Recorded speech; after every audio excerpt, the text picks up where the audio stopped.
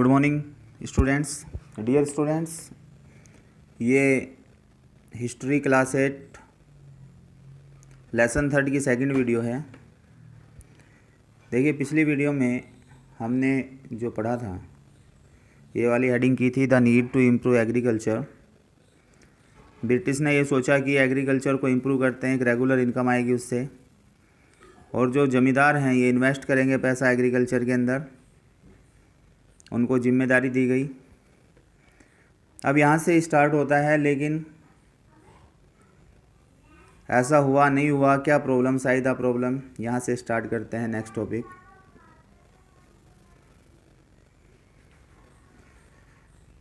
देखिए बच्चों,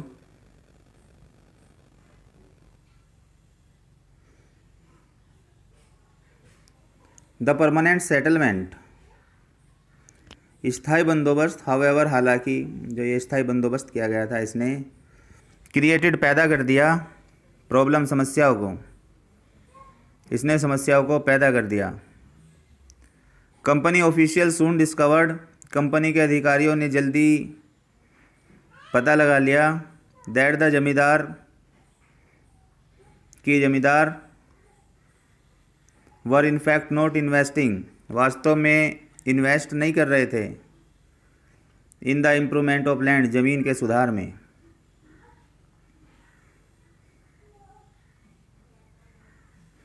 the revenue that had been fixed was so high,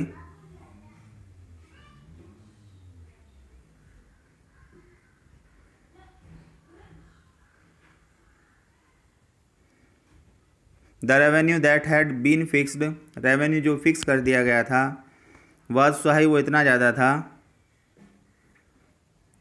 that the zamindars found it difficult, कि जमींदारों ने इसे मुश्किल पाया टू पे, चुकाने के लिए। जमींदार चुका ही नहीं पाए जो उनसे राजस्व की वसूली की जाती थी। एनीवन हु फेल्ड टू पे द रेवेन्यू लॉस्ट हिज जमींदारी, कोई भी जो असफल हो जाता था राजस्व को चुकाने में, वो अपनी जमींदारी खो देता था। Numerous zamindars were sold off at auctions organised by the company, बहुत सारी जमींदारियों को, न्यूमेरियस जमींदारी, बहुत सारी जमींदारियों को कंपनी बाकायदा नीलाम कर चुकी थी।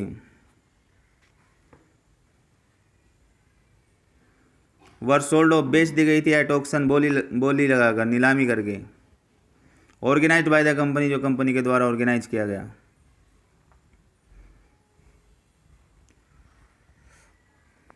अब देखिए बच्चों आगे, 19वीं सदी के पहले दशक तक हालात बदल चुके थे। बाय द फर्स्ट डिकेड, पहले दशक तक ऑफ द 19th सेंचुरी, 19वीं सदी के, द सिचुएशन चेंज्ड, हालात बदल गए। कंपनी के अफसरों ने पाया कि अभी भी जमींदार जमीन में सुधार के लिए खर्चा नहीं कर रहे थे, अभी भी। अब प्राइस की बात है, प्राइस देखिए बच्चों, बाजार में कीमतें बढ़ी और धीरे धीरे खेती का विस्तार होने लगा। इससे क्या हुआ, जमींदारों की आमदनी में तो सुधार आया, लेकिन कंपनी को कोई फ़ायदा नहीं हुआ।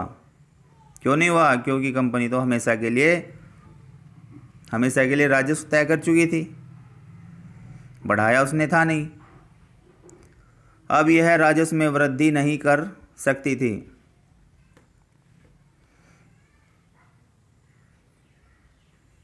The prices in the market rose, बाजार में प्राइस बढ़े।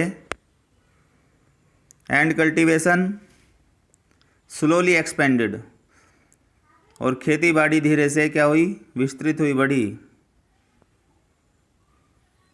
दिस मीन्ट, इसका मतलब है, an increase in the income of the zamindars, इसका मतलब यह है कि आमदनी में बढ़ोतरी हुई जमींदारों की। बट नो गेन, लेकिन कोई फ़ायदा नहीं हुआ। फॉर द कंपनी, कंपनी के लिए। कंपनी को क्यों फ़ायदा नहीं हुआ? Since it could not increase, चूँकि ये बढ़ा नहीं सकती थी, एक रेवेन्यू को, एक रेवेन्यू की डिमांड को ये बढ़ा नहीं सकती थी। That had been fixed permanently, जिसे परमानेंटली फिक्स कर दिया गया था। देखिए बच्चों आगे, लेकिन जमींदारों को भी जमीन की बेहतरी में कोई दिलचस्पी नहीं थी।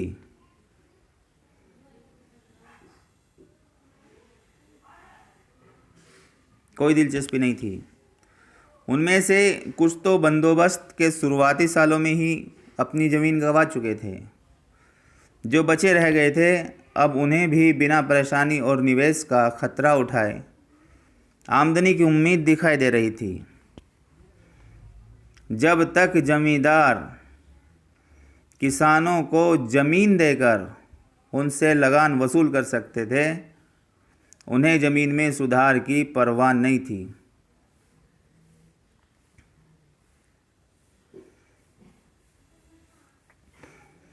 इवन देन, हालांकि the zamindars did not have an interest, जमींदार कोई इंटरेस्ट नहीं रखते थे, कोई दिलचस्पी नहीं रखते थे इन इम्प्रूविंग द लैंड, जमीन के सुधार में। सम हैड लॉस्ट देयर लैंड, कुछ अपनी ज़मीनों को खो चुके थे। इन अर्लियर ईयर, शुरू के सालों में। ऑफ द सेटलमेंट, बंदोबस्त के साल के शुरू में ही अपनी ज़मीन को कुछ खो चुके थे। अदर्स नाउ सा, दूसरों ने अब देखा। द पॉसिबिलिटी ऑफ अर्निंग, आमदनी की संभावना। विदाउट द ट्रबल, बिना परेशानी। एंड रिस्क, बिना ट्रबल और रिस्क के, बिना परेशानी और रिस्क के, बिना जोखिम के। ऑफ इन्वेस्टमेंट की।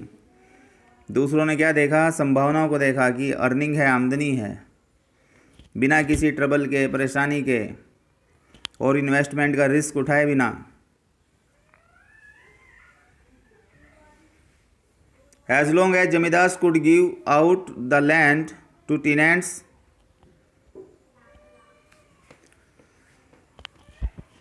एज लॉन्ग एज, जब तक zamindars could give out the lands, zamindar जमीन देते थे, टू द टेनेंट्स, किसान को, जो किराए पे ज़मीन लेता था। टेनेंट किराएदार को बोलते हैं, किसान किराएदार था। एंड गेट रेंट, और किराया प्राप्त करते थे। दे वर नॉट इंटरेस्टेड, तब तक वो इंटरेस्टेड नहीं थे, दिलचस्पी नहीं दिखाते थे इन इम्प्रूविंग द लैंड, ज़मीन के सुधार में।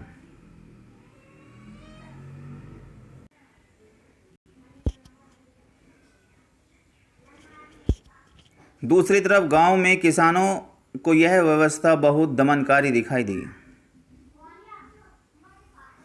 ऑन द अदर हैंड, दूसरी तरफ इन द विलेजेज, गांव के अंदर, द कल्टिवेटर फाउंड, किसानों ने पाया, द सिस्टम, प्रणाली को, एक्सट्रीमली, अत्यधिक, ऑपरेसिव, दमनकारी।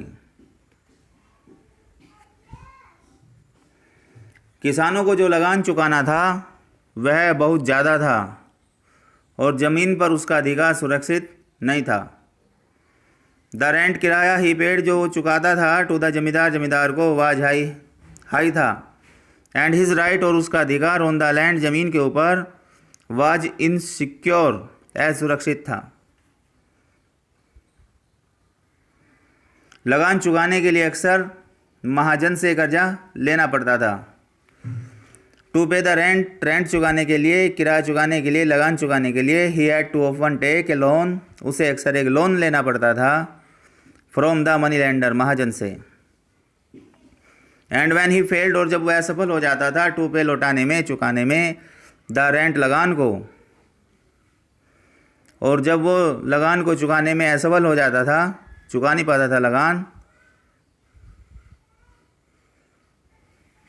ही वॉज इन्विक्टेड, उसे बेदखल कर दिया जाता था, फ्रॉम द लैंड, ज़मीन से। He had cultivated for generation, जिसे वो अपनी पुश्तों से बोता आ रहा है, जिसे उसने अपनी पुश्तों से बोया, जो उसकी पुश्तैनी ज़मीन थी उससे उसको बेदखल कर दिया जाता था, जिसे उसने जनरेशन से बोया है, कई पीढ़ियों से बोया। देखो बच्चों, नई हेडिंग है आपकी, a new system is devised, एक नई व्यवस्था एक नई व्यवस्था लागू होती है क्या? 19वीं सदी की शुरुआत में ही कंपनी के बहुत सारे अधिकारियों को इस बात का यकीन हो चुका था कि राजस्व बंदोबस्त में दोबारा बदलाव लाना जरूरी है।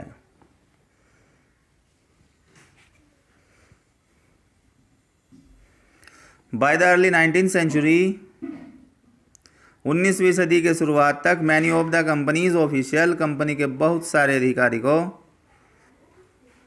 अधिकारी वर कन्विंस हो चुके थे। किस बात के ऊपर, किस बात पे यकीन जमा चुके थे? That the system of the revenue, कि रेवेन्यू की जो प्रणाली है, सिस्टम है, हैड टू बी चेंज्ड, बदलना पड़ेगा। अगेन, फिर से उसे फिर से बदलना पड़ेगा।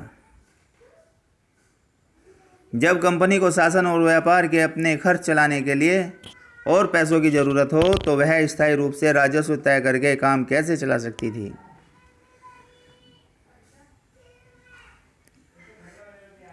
वैन द कंपनी नीडेड, जब कंपनी को ज़रूरत होती थी, मोर मनी, ज़्यादा धन की, टू मीट इट्स एक्सपेंसेस, अपने खर्चों को पूरा करने के लिए, फॉर एडमिनिस्ट्रेशन, प्रशासन के, एंड ट्रेड, और व्यापार के, तो how could revenue be fixed, तो किस प्रकार से रेवेन्यू को फिक्स किया जा सकता था?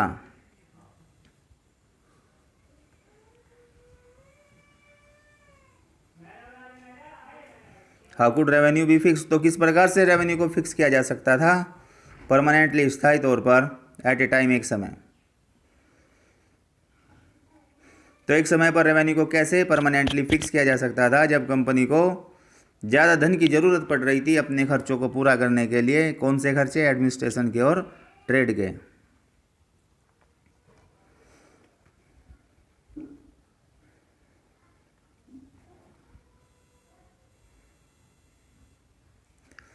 बंगाल प्रेसिडेंसी के उत्तर पश्चिमी प्रांतों,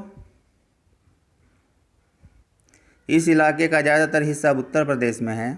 बंगाल प्रेसिडेंसी का उत्तर पश्चिमी जो प्रांत था, इस इलाके का ज़्यादातर हिस्सा कहाँ है? उत्तर प्रदेश में है। उसके लिए होल्ट मैकजी नामक अंग्रेज ने एक नई व्यवस्था तैयार की जिसे 1882 में लागू किया गया। मैकजी को विश्वास था कि उत्तर भारतीय समाज में गांव एक महत्वपूर्ण सामाजिक संस्था है और उसको बचाए रखना चाहिए।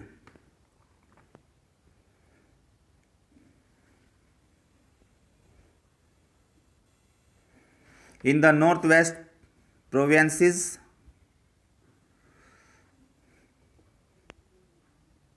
उत्तर पश्चिमी प्रांत के अंदर, of the Bengal presidency, Bengal presidency के, most of this area is now in Uttar Pradesh, जिसका ज़्यादातर हिस्सा कहाँ है? उत्तर प्रदेश में है। क्या हुआ?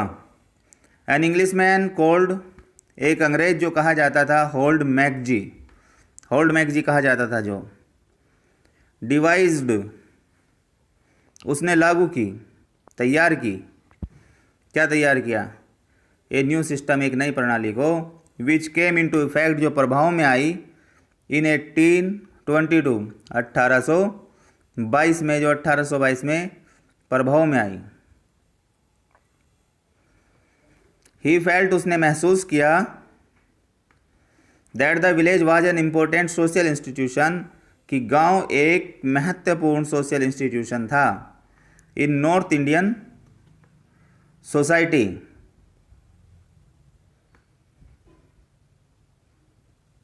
नॉर्थ इंडियन समाज के अंदर, उत्तर भारतीय समाज के अंदर, and needed to be preserved, और जिसको ज़रूरत थी बचाए रखने की,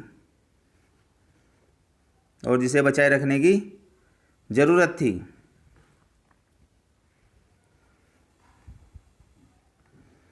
उसके आदेश पर कलेक्टरों ने गांव-गांव का दौरा किया, जमीन की जांच की, खेतों को मापा और विभिन्न समूह के रीति रिवाजों को दर्ज किया।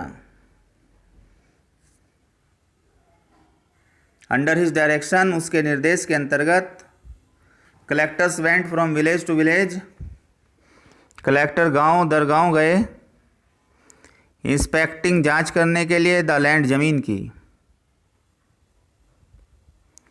मेजरिंग द फील्ड्स खेतों को मापने के लिए, एंड रिकॉर्डिंग द कस्टम्स और रीति रिवाज को रिकॉर्ड करने के लिए, and rights of different group और अलग अलग ग्रुप के अधिकारों को रिकॉर्ड करने के लिए।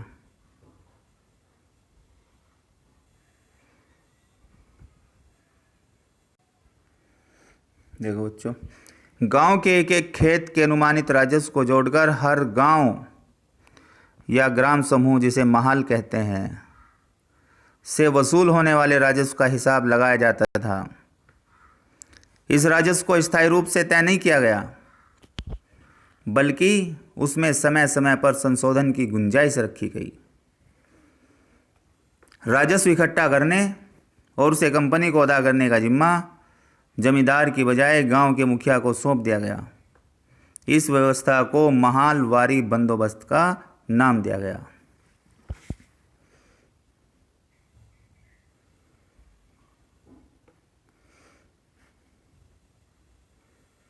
देखो बच्चों, the estimated revenue of each plot,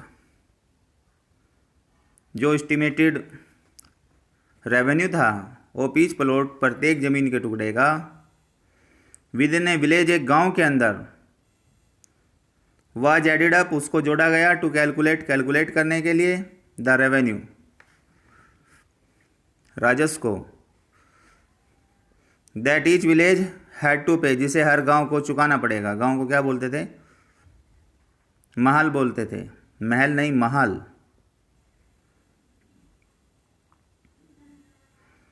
this demand was to be revised periodically, इस डिमांड को समय समय पर रिवाइज किया जाना था।